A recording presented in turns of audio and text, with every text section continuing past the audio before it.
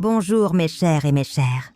Tirez une chaise, respirez profondément, car l'histoire d'aujourd'hui est la preuve que, parfois, le plus grand danger ne vient pas d'un inconnu dans la rue, mais de l'homme qui dort à nos côtés.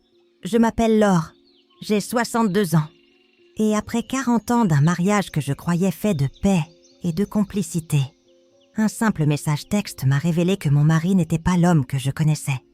Je vais vous raconter comment un dîner romantique s'est transformé en une potentielle scène de crime, et comment la personne que j'attendais le moins au monde est devenue mon salut. La vérité que j'ai découverte est plus choquante que n'importe quel film. Avant de nous plonger dans ce mystère, je vous demande de me soutenir avec votre « j'aime », de vous abonner à notre chaîne pour ne pas manquer le dénouement de cette histoire et de me dire de quelle ville vous m'écoutez. Votre soutien est mon refuge. Mon mariage avec Robert était, aux yeux de tous, une forteresse. 40 ans, c'est une vie entière. Nous nous étions rencontrés jeunes, dans un petit bal de village près de Lyon, et notre histoire s'était construite comme ces vieilles maisons en pierre de la région. Lentement, solidement, avec des fondations que je pensais indestructibles. Robert était un homme respecté, un pilier de notre petite communauté. Il était notaire, une profession qui inspire confiance, et sa réputation était impeccable. Pour nos amis, pour nos voisins, et même pour ma propre famille, il était l'incarnation du mari dévoué, du partenaire fiable, de l'homme sur qui on pouvait compter. Nous étions les Martin, un couple modèle, une référence. Notre maison était toujours impeccable, nos sourires parfaitement ajustés lors des événements sociaux, nos vies entrelacées dans une routine confortable et prévisible. Je m'occupais de la maison, de notre jardin qui faisait l'envie de tout le quartier, et je soutenais sa carrière en organisant des dîners pour ses clients importants. C'était ma place, mon rôle, et pendant 4 décennies, je l'avais accepté sans jamais le remettre en question. Je croyais en cette façade, car pour moi ce n'en était pas une. C'était la réalité de notre amour, la récompense d'une vie de dévouement mutuel. Pourtant, depuis quelques mois, des fissures imperceptibles n'avaient pas commencé à apparaître dans notre édifice parfait. Robert était devenu distant, son esprit semblait constamment ailleurs. Il passait de longues heures, enfermé dans son bureau. Même le week-end, le front plissé par des soucis qu'il ne partageait plus avec moi. Quand je lui demandais ce qui n'allait pas, il balayait mes inquiétudes d'un geste las de la main. Le travail, Laure. Juste le travail. Des dossiers compliqués. Parfois, il soupirait. Un son lourd qui semblait venir du plus profond de son âme et fixait un point invisible dans le vide. Son sommeil était agité. Je l'entendais souvent se lever au milieu de la nuit pour arpenter le salon dans le noir. Je mettais tout cela sur le compte de l'âge, de la pression professionnelle qui s'intensifiait avec les années. Je me disais que les hommes de sa stature portaient de lourds fardeaux. Je me reprochais même mon impuissance, me sentant incapable de l'apaiser. Je lui préparais ses plats préférés. Je m'assurais que la maison soit un havre de paix, espérant naïvement que mon amour suffirait à dissiper les nuages qui s'accumulaient au-dessus de sa tête. Je ne savais pas, à l'époque, qu'il ne s'agissait pas de nuages passagers, mais d'un ouragan silencieux qui menaçait de tout emporter. Il ne se noyait pas dans le travail, il se noyait dans un océan de secrets, et sa distance n'était pas de la fatigue, mais le mur qu'il construisait brique par brique pour me tenir à l'écart de l'effondrement imminent de sa vie. C'est dans ce contexte tendu qu'est survenue sa proposition, une proposition si étrange, si contraire à 40 ans d'habitude, qu'elle aurait dû déclencher toutes les alarmes dans mon esprit. Un mardi soir, alors que je préparais une simple soupe pour le dîner, Robert est entré dans la cuisine avec un sourire forcé, un sourire qui ne parvenait pas à atteindre ses yeux fatigués. « Laisse ça, mon amour », a-t-il dit en posant doucement sa main sur la mienne. « Ce soir, c'est moi qui cuisine. Je te prépare un dîner spécial, une surprise. » J'ai failli éclater de rire. Robert et la cuisine, c'étaient 2 mondes qui ne s'étaient jamais rencontrés. En 40 ans de mariage, il n'avait jamais préparé plus qu'un café. Et encore, il oubliait souvent de mettre le filtre. Son domaine, c'était son bureau, ses dossiers, ses chiffres. La cuisine était mon royaume. Son insistance soudaine était déconcertante. « Mais pourquoi ? Quelle est l'occasion ?» ai-je demandé perplexe. « Aucune occasion, » a-t-il répondu, un peu trop vite. « Juste l'envie de te faire plaisir, de te remercier pour toutes ces années. » Sa voix était douce, presque mielleuse, mais une note discordante vibrait sous la surface. C'était comme écouter une mélodie familière jouée dans une mauvaise tonalité. Malgré mon intuition qui me murmurait que quelque chose clochait, j'ai cédé. La femme dévouée en moi, celle qui avait passé sa vie à vouloir lui faire plaisir, a pris le dessus. J'ai accepté, touchée par ce qui semblait être un effort maladroit, mais sincère pour raviver une flamme vacillante. Le choix du plat a ajouté une couche supplémentaire à l'étrangeté de la situation. Il a annoncé avec une fierté presque théâtrale qu'il allait préparer mon plat préféré, une bouillabaisse. Pas une simple soupe de poisson, non. La vraie bouillabaisse marseillaise. Un plat complexe qui demande des heures de préparation, une connaissance précise des poissons de roche et un tour de main pour la rouille. C'était un plat que ma grand-mère me faisait, un plat lié à mes souvenirs les plus chers. Et il le savait. L'effort semblait démesuré, presque une performance. Il avait sorti des livres de cuisine, étalé des ingrédients que je ne l'avais jamais vu toucher. Le voir manipuler le safran, la rascasse et le congre avec une concentration si intense était un spectacle surréaliste. L'atmosphère dans la maison ce soir-là était électrique. Il avait allumé des bougies dans la salle à manger, mis un disque de Charles Aznavour, notre chanteur préféré. Tout était mis en scène pour une soirée romantique parfaite, mais l'air était lourd, oppressant. Son anxiété était palpable. Elle flottait dans la pièce comme le parfum entêtant du fenouil. Il allait et venait de la cuisine à la salle à manger, ajustant une fourchette, redressant une bougie, son sourire figé, ne parvenant jamais à masquer la tension dans sa mâchoire. Je me sentais comme une spectatrice d'une pièce de théâtre dont je ne comprenais pas l'intrigue, une tension sourde grandissant dans ma poitrine, en écho à la sienne. Enfin, le moment est arrivé. Il a apporté la soupière fumante avec une cérémonie exagérée, comme un maître d'hôtel dans un grand restaurant. Il m'a servi le premier, remplissant mon assiette creuse avec une louche tremblante. Le parfum était enivrant, exactement comme dans mes souvenirs. Il a ensuite rempli mon verre de vin blanc, un Sancerre que j'aimais particulièrement. Il a levé son propre verre. « À nous !» a-t-il dit, sa voix se brisant légèrement sur le dernier mot. Je l'ai regardé, essayant de déchiffrer l'émotion dans ses yeux. Mais tout ce que j'y voyais était une sorte de fièvre, une attente fébrile. J'ai levé ma cuillère, prête à plonger dans ce plat qui représentait tant pour moi. C'est à cet instant précis, à la seconde même où le métal allait toucher le liquide ambré, que mon téléphone, oublié sur un coin de la table, a vibré. Une vibration courte, discrète, mais qui, dans le silence tendu de la pièce, a résonné comme un coup de tonnerre. D'habitude, je l'aurais ignoré. Mais ce soir-là, un instinct, une force inconnue m'a poussé à le prendre. C'était un message d'un numéro masqué, un numéro que je n'avais jamais vu. J'ai froncé les sourcils.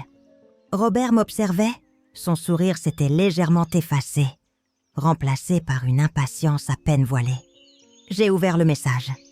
Il ne contenait que quelques mots, 8 mots exactement. Mais ces mots ont instantanément gelé le sang dans mes veines et arrêté le temps. Il disait « Ne mange pas ça. Lève-toi maintenant et sors. » Le monde s'est effondré autour de moi. Le son s'est estompé. Les couleurs se sont affadies. La seule chose réelle était ces mots sur l'écran, brillant d'une lueur malveillante. Mon esprit a tourbillonné. Qui ? Pourquoi ? Comment ? Mais il n'y avait pas de temps pour les questions. Une vague de panique glaciale m'a submergée. Mais étrangement, elle a apporté avec elle une clarté effrayante, une lucidité de survie. Mon corps a agi avant même que mon cerveau n'ait pu formuler un plan. J'ai laissé tomber ma cuillère dans l'assiette avec un cliquetis sonore qui a fait sursauter Robert. J'ai porté une main à mon front, feignant une douleur soudaine et insupportable. « Oh, ma tête !» ai-je gémi, fermant les yeux. « C'est une migraine, une terrible migraine ophtalmique. Ça me prend parfois, tu sais. Il faut que je prenne l'air. » Mon jeu d'actrice était improvisé, mais la terreur qui m'habitait devait le rendre crédible. Robert s'est levé d'un bond, son visage passant de l'impatience à une inquiétude feinte. « Je vais chercher tes médicaments », a-t-il proposé, se dirigeant vers la salle de bain. « Non !» ai-je dit, ma voix plus forte que prévu. « Non, j'ai besoin de bouger, de conduire un peu. L'air frais de la nuit, ça m'aide. Je vais vite à la pharmacie de garde. » Il a insisté pour m'accompagner, pour conduire, mais j'ai tenu bon. « Non, vraiment, j'ai besoin d'être seule. Ça passera plus vite. » C'est là que je l'ai vu. Juste une fraction de seconde, une lueur de pure déception dans ses yeux. Ce n'était pas de l'inquiétude pour ma santé. C'était le dépit de voir son plan, quel qu'il soit, interrompu. Cette lueur a confirmé la vérité terrifiante du message. Je n'ai pas attendu une seconde de plus. J'ai attrapé mon sac à main et mes clés de voiture et je suis sortie de la salle à manger, le laissant seul avec son dîner empoisonné et son plan ruiné. Une fois dans la voiture, j'ai tourné la clé et j'ai démarré sans même savoir où j'allais. J'ai conduit, les mains crispées sur le volant, le cœur battant à tout rompre contre mes côtes. Les lumières de la ville défilaient dans un flou indistinct. Chaque phare dans mon rétroviseur était une menace. Chaque voiture qui me suivait était la sienne. La paranoïa s'est emparée de moi. Était-il en train de me poursuivre? Avait-il compris que je savais? La femme qui, 1 heure plus tôt, se croyait dans un mariage sûr et aimant, était maintenant une fugitive, fuyant sa propre maison, son propre mari. La solitude de la route était écrasante. J'étais seule, terrifiée, et je fuyais un danger que je ne pouvais pas encore nommer. Une monstruosité qui portait le visage de l'homme avec qui j'avais partagé mon lit pendant 40 ans. J'ai roulé pendant des heures, sans but, traversant des villages endormis et des routes de campagne sombres, jusqu'à ce que les larmes brouillent ma vue et que l'épuisement me force à m'arrêter sur une aire d'autoroute déserte.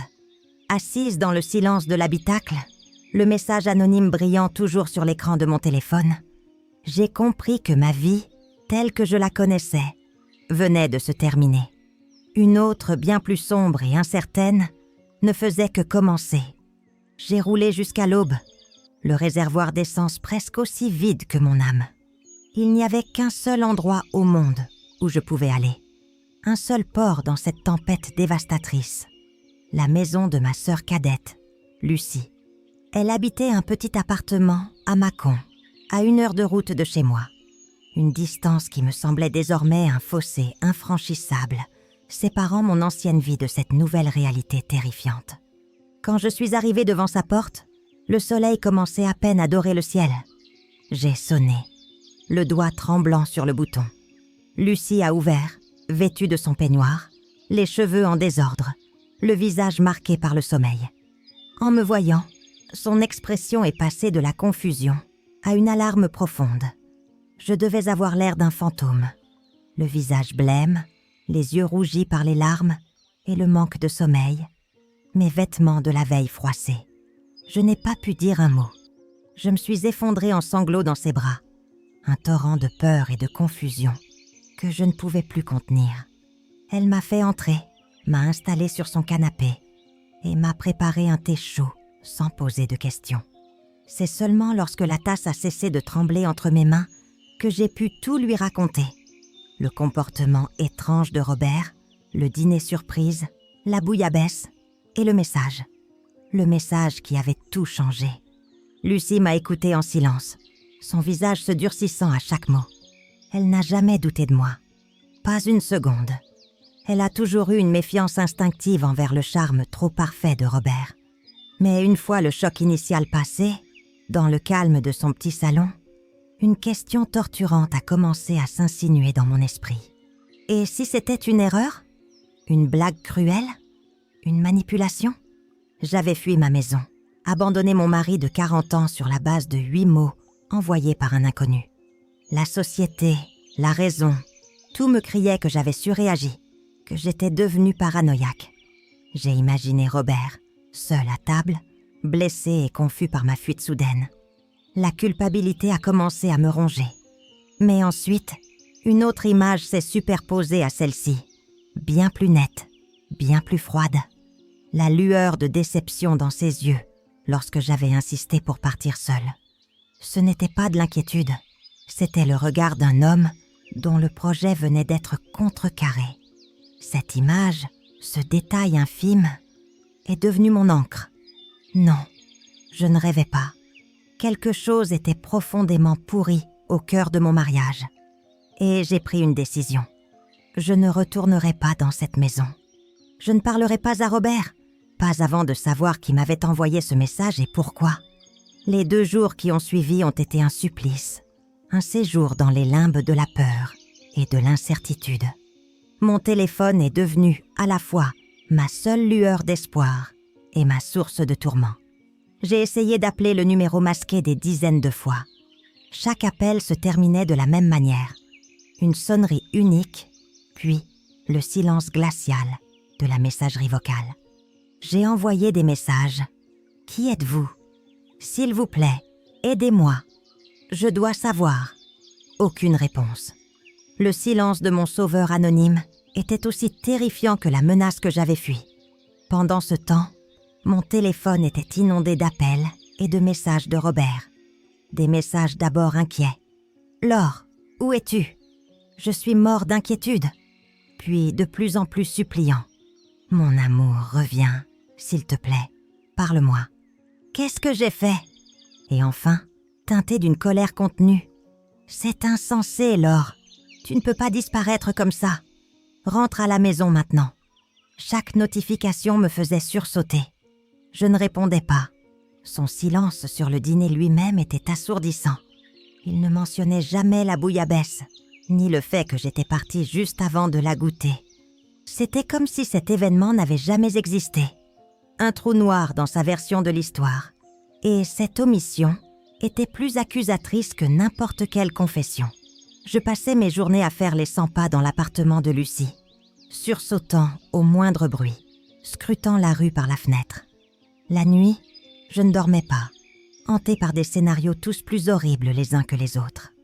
Et puis, au matin du 3e jour, alors que j'avais presque perdu tout espoir, mon téléphone a vibré. Un nouveau message du même numéro masqué. Mon cœur a cessé de battre. Le message était court, impersonnel, presque cryptique. Il contenait une adresse dans le centre de Lyon, celle d'une entreprise de garde-meubles, suivie d'un numéro de box et d'un code d'accès. Rien de plus. Pas un mot d'explication, pas une salutation. Mon ange gardien mystérieux ne voulait pas me parler. Il voulait me montrer quelque chose. Cette nouvelle piste, aussi effrayante soit-elle, a chassé l'apathie qui commençait à s'installer. L'attente était terminée. Il était temps d'agir. Lucie a insisté pour m'accompagner. L'idée que j'aille seule dans cet endroit inconnu la terrifiait autant que moi. Nous avons pris sa voiture et nous nous sommes rendus à l'adresse indiquée. C'était un grand entrepôt gris et anonyme, dans une zone industrielle. Un de ces lieux sans âme, où les gens entreposent les fragments de leur vie passée. Le couloir qui menait au box 307 était long, froid et faiblement éclairé par des néons qui grésillaient. Nos pas résonnèrent sur le béton, un son creux qui semblait compter les secondes, jusqu'à la révélation. J'avais l'impression de marcher vers une tombe, la tombe de mon mariage, de ma vie d'avant. Mon cœur battait si fort que je le sentais dans mes tempes. Arrivé devant la porte métallique du box, j'ai hésité. Une partie de moi voulait faire demi-tour, retourner à l'ignorance, même si elle était empoisonnée. Mais je savais qu'il n'y avait pas de retour en arrière possible. J'ai tapé le code que l'on m'avait envoyé. Le loquet a cliqué avec un son sec et métallique. J'ai tiré la lourde porte qui a grincé en s'ouvrant. L'intérieur du box était presque vide. Il n'y avait qu'un seul objet posé au milieu du sol en ciment. Une simple boîte à chaussures, fermée par un élastique. C'était si banal, si dérisoire. que cela en devenait sinistre. J'ai regardé Lucie qui m'a fait un signe de tête encourageant, puis je me suis avancée. Agenouillée sur le sol froid, les mains tremblantes, j'ai retiré l'élastique et j'ai soulevé le couvercle. À l'intérieur, il n'y avait pas de bombe, ni d'armes, mais quelque chose de bien plus destructeur. Des papiers. Des piles de papier, soigneusement rangés. C'était la vie secrète de Robert, étalée sous mes yeux. Le premier document que j'ai sorti était un contrat de prêt. Pas un prêt bancaire classique, non. Un prêt contracté, auprès d'un usurier, un de ces noms qui circulent à voix basse dans la ville, connus pour leur méthode brutale. Le montant était exorbitant et les taux d'intérêt criminels. En dessous, il y en avait un autre, puis un autre. Robert était endetté jusqu'au cou. J'ai ensuite trouvé des lettres de mise en demeure, des avis d'expulsion pour son étude de notaire. L'étude prestigieuse, la fierté de sa carrière, était sur le point de lui être retirée. Il n'était pas seulement stressé, il était en faillite totale, acculé. J'ai continué à fouiller, chaque papier révélant une nouvelle strate de mensonges. Des relevés bancaires montrant des comptes à découvert, des cartes de crédit bloquées, des lettres de refus de prêt de toutes les banques de la région. L'homme que je croyais être un gestionnaire prudent, un pilier financier, n'était qu'un château de cartes sur le point de s'effondrer. Il avait tout perdu. Notre maison, que je croyais nous appartenir, était lourdement hypothéquée. Tout ce que nous avions construit, toute notre sécurité, n'était qu'une illusion qu'il avait désespérément tenté de maintenir. La douleur de la trahison financière était immense, mais ce n'était rien comparé à ce que j'allais découvrir ensuite. Au fond de la boîte, sous la pile de dettes, se trouvait une enveloppe plus épaisse. Je l'ai ouverte. Elle contenait des photos. Des photos de Robert, souriant, détendu, heureux comme je ne l'avais pas vu depuis des années. Mais il n'était pas seul. À ses côtés, une femme, beaucoup plus jeune que moi, belle, les cheveux longs et blonds. Il s'enlaçait sur une plage exotique. Il trinquait dans un restaurant chic à Paris. Il posait devant des monuments lors de voyages qu'il m'avait décrits comme des séminaires d'affaires solitaires et ennuyeux. Chaque photo était un coup de poignard dans mon cœur. Sous les photos, des réservations d'hôtels, des billets d'avion, tous au nom de Monsieur et Madame Martin. Il avait donné mon nom à sa maîtresse. Sur l'une des réservations, son vrai nom était inscrit en petites lettres. Amanda. Amanda. Ce nom s'est gravé dans mon esprit. Et puis, tout au fond, le dernier papier, le plus terrible de tous. C'était une police d'assurance vie. Une police toute neuve, souscrite à mon nom seulement 3 mois plus tôt. Le bénéficiaire était unique, Robert Martin. Et le capital en cas de décès, la somme était astronomique. C'était exactement le montant dont il avait besoin pour rembourser toutes ses dettes, y compris les usuriers, et commencer une nouvelle vie, une vie de luxe, avec Amanda. À cet instant, tout s'est éclairci dans une fulgurance d'horreur absolue. La bouillabaisse n'était pas un geste d'amour maladroit. Le dîner romantique n'était pas une tentative de raviver la flamme. C'était une tentative de meurtre, une mise en scène macabre pour toucher l'assurance et s'enfuir avec sa maîtresse. La douleur de l'infidélité si aiguë quelques secondes plus tôt a été balayée par l'horreur glaciale de son plan. Mon mari, l'homme de ma vie, avait planifié ma mort avec le même soin méticuleux qu'il mettait à préparer un dossier notarié. Assise sur le sol froid du garde-meuble, entourée des débris de ma vie, une seule question tournait en boucle dans mon esprit. Une question qui défiait toute logique. Pourquoi Amanda, la maîtresse, la femme qui avait tout à gagner de ma mort, m'avait-elle sauvée? C'était insensé. Si le plan avait réussi, elle aurait eu l'homme qu'elle aimait et l'argent pour vivre une vie de rêve. Pourquoi saboter son propre avenir?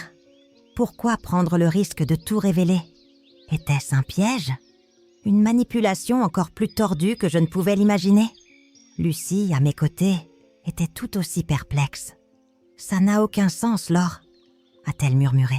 « À moins qu'elle n'ait eu peur. Peur de ce dont il est capable. Cette pensée a fait son chemin en moi. Peut-être qu'Amanda avait vu le même monstre que je découvrais, à peine.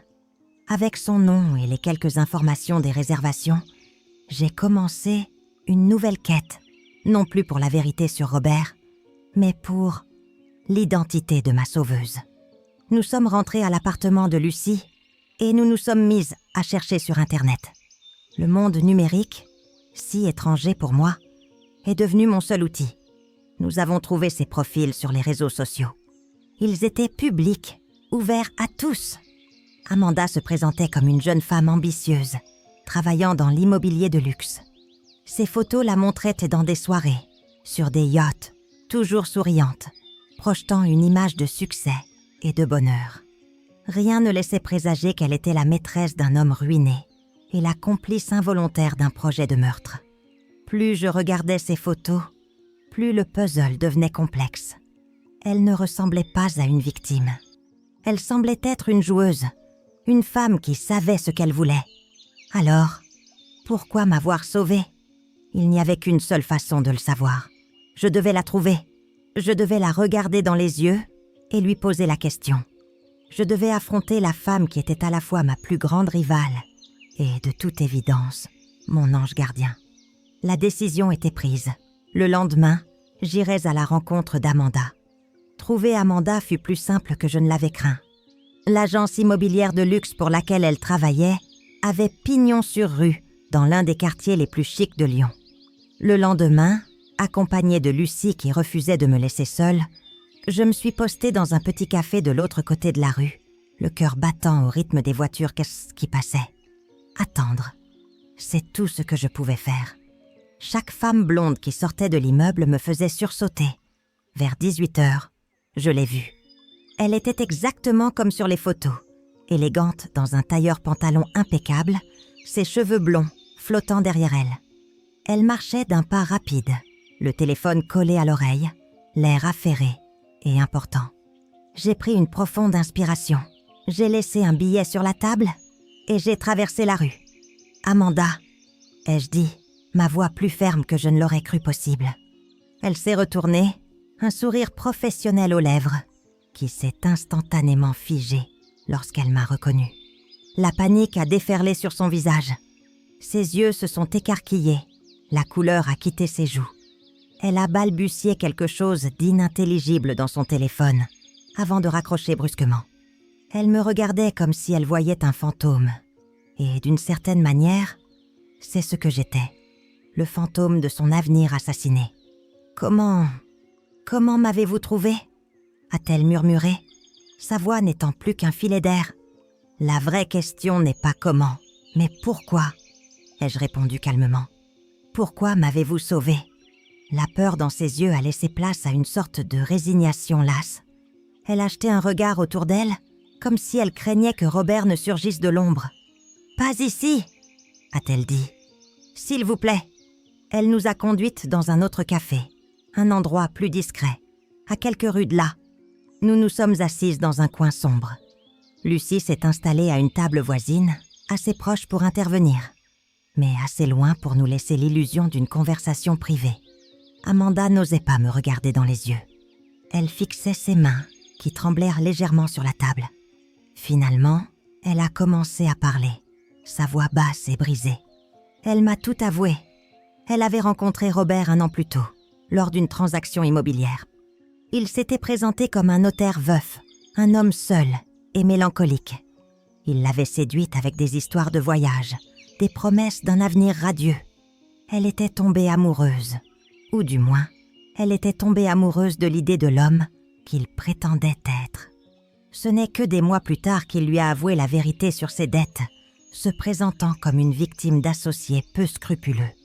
Et puis, il y a 3 mois, il lui avait parlé de la police d'assurance. Au début, c'était une idée vague, un moyen de tout régler. Mais peu à peu, l'idée était devenue un plan, le plan du dîner spécial. Amanda m'a raconté comment l'enthousiasme de Robert pour ce projet macabre l'avait terrifiée.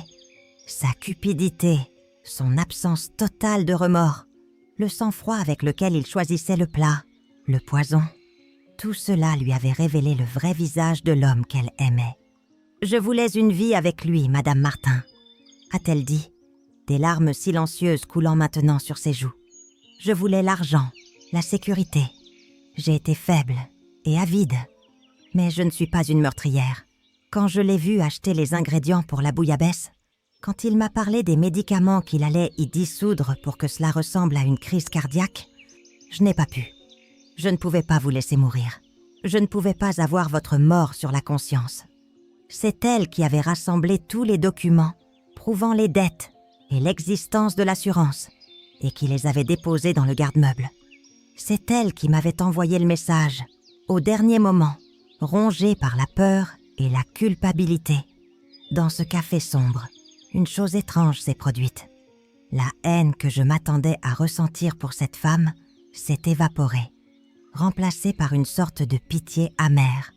J'ai vu en elle non pas une rivale triomphante, mais une autre victime, une autre femme trompée et manipulée par le même homme. Nous étions deux faces de la même pièce, deux proies dans la toile tissée par Robert. Et c'est là, dans cette reconnaissance mutuelle de notre douleur, qu'une idée folle a germé dans mon esprit, une idée de justice. « Il ne peut pas s'en tirer comme ça », ai-je dit, ma voix dure comme de l'acier.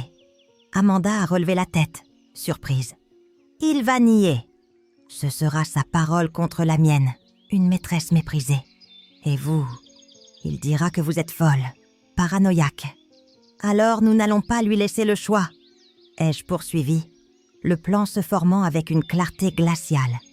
Nous allons le piéger. À cet instant, la femme trahie et la maîtresse repentie, les deux femmes que tout opposait, ont formé une alliance improbable.